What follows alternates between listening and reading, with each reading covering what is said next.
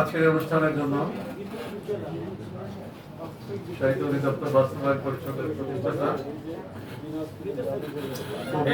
কথা বলছেন কেন? সাহিত্যিক কাজী সাব্বির ভাইকে আমি ধন্যবাদ জানাচ্ছি। দেখুন, বৈষম্য বিরোধী ছাত্র জনতার আন্দোলনের মধ্য দিয়ে আমরা আজ একটা শান্তির শোভাযাত্রা পেয়েছি এবং একটা শান্তির একটা পরিবেশ, একটা দূষণ মুক্ত, কলঙ্ক মুক্ত একটা পরিবেশ আমরা পেয়েছি। এই যে বৈষম্যের কথা আমরা বলে আসছি, ছাত্ররা বলেছে তারা যেভাবে বুক চিতিয়ে যান বাজি রেখে মাঠে রাজপথে আন্দোলন করেছে, আমরা যদি সেই আন্দোলন থেকে একটু শিক্ষা নিয়ে বা একটা অনুপ্রেরণা নিয়ে যদি আমরা ঐক্যবদ্ধভাবে দাঁড়াতে পারি, তাহলে এই যে কবি সাহিত্যিকরা যে বৈষম্যের শিকার, বাংলাদেশের সবচেয়ে বেশি বৈষম্যের শিকার আমাদের পার্সপেক্টিভে কবি সাহিত্যিকরা। দেখুন, সংস্কৃতি মন্ত্রণালয় চলছে কবি লেখকদের লেখার উপরে ভর করে, শিল্পকলা একাডেমি চলছে কবি সাহিত্যিকদের লেখালেখির উপরে ভর করে। তারা আমাদের লেখা গান সুর করে, আমাদের লেখা গান ব্যবহার করে তারা নৃত্য করছে, সঙ্গীত করছে, নাটক করছে, কিন্তু তারা সবাই সংস্কৃতি মন্ত্রণালয়ের শিল্পী। অথচ এই যে একটা ভবন যদি ফাউন্ডেশন না থাকে, একটা ভিত্তি যদি না থাকে একটা ভবনের, সেই ভবন কিন্তু পড়ে যাবে, সেই ভবন বিধ্বস্ত হয়ে পড়ে যাবে। তখন আমরা হচ্ছে সেই ফাউন্ডেশন, যে ভিত্তি, সেই ভিত্তিকে অস্বীকার করে শিল্পকলা একাডেমির মতো, সংস্কৃতি মন্ত্রণালয়ের মতো আরো অনেক প্রতিষ্ঠান, বাংলাদেশ টেলিভিশন বলুন, বেসরকারি টেলিভিশন বলুন, বাংলাদেশ বেতার বলুন, আমাদের এই ভিত্তি ফাউন্ডেশনকে অস্বীকার করে এইসব প্রতিষ্ঠান ভিত্তিহীন ভাবে দাঁড়িয়ে আছে। তা আমরা চাইবো যে আপনারা এই ভিত্তিহীন অবস্থা থেকে নিজেদেরকে মুক্ত করুন।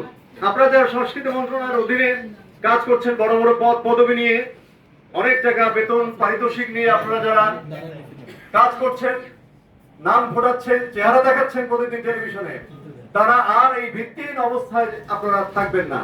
আপনারা কবি সাহিত্যিকদের যে লেখা ব্যবহার করেন, যে লেখা ব্যবহার করে আমাদের নামটা পর্যন্ত উল্লেখ করেন না, সম্মানিত পরের কথা, সেই কবি সাহিত্যিকদের পাশে এই শিল্পীদেরকে আমি দাঁড়াতে বলবো।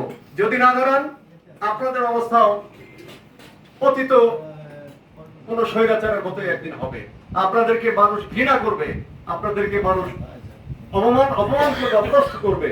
আপনারা যদি কবি সাহিত্যিকদের অবদানটাকে অস্বীকার করে সামনের দিকে এগিয়ে যান, তাহলে জনগণ আপনাদের থেকে মুখ ফিরিয়ে নেবে এবং আপনাদের ওই নাচ গান জনগণ কিন্তু প্রত্যাখ্যান করবে। তো আমি এটুকুই বলবো, এখন সময় এসেছে, এখন একটা নির্দলীয় পরিবেশ, দলীয় কলুষমুক্ত, দলীয় কলঙ্ক মুক্ত আমরা একটা পরিবেশ পেয়েছি। আমি সাব্বির ভাইকে অনুরোধ করব, যারা একটু সময় আছে হাতে, কাজকর্ম একটু স্বাধীনভাবে চলতে পারেন, তাদেরকে নিয়ে অবিলম্বে, আপনারা আজকে ঘরের মধ্যে আছি, আপনারা অবশ্যই বাইরে আমরা আন্দোলন করব, গড়ে তুলতে হবে।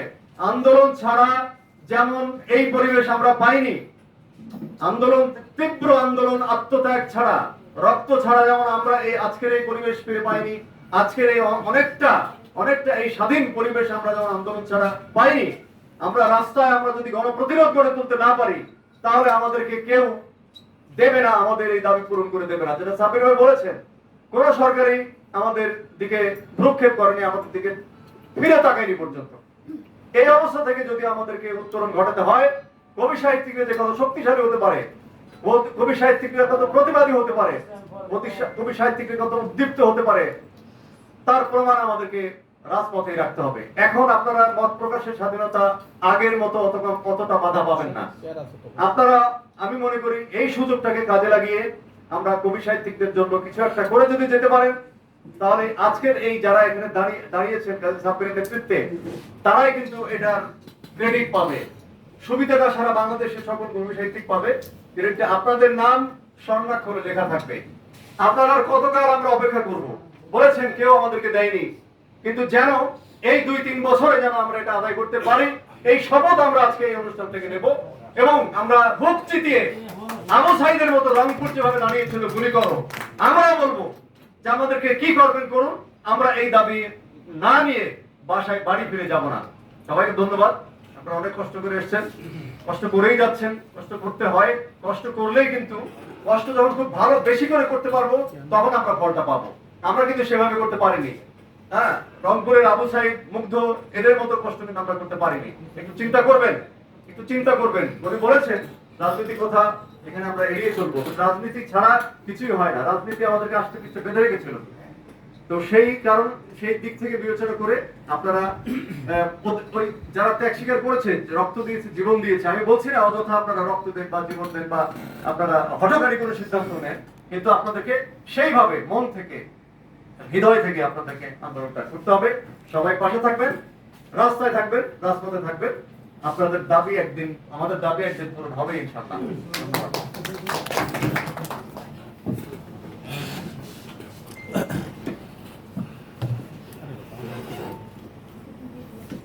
ধন্যবাদ আতিক হেলাল ভাইকে।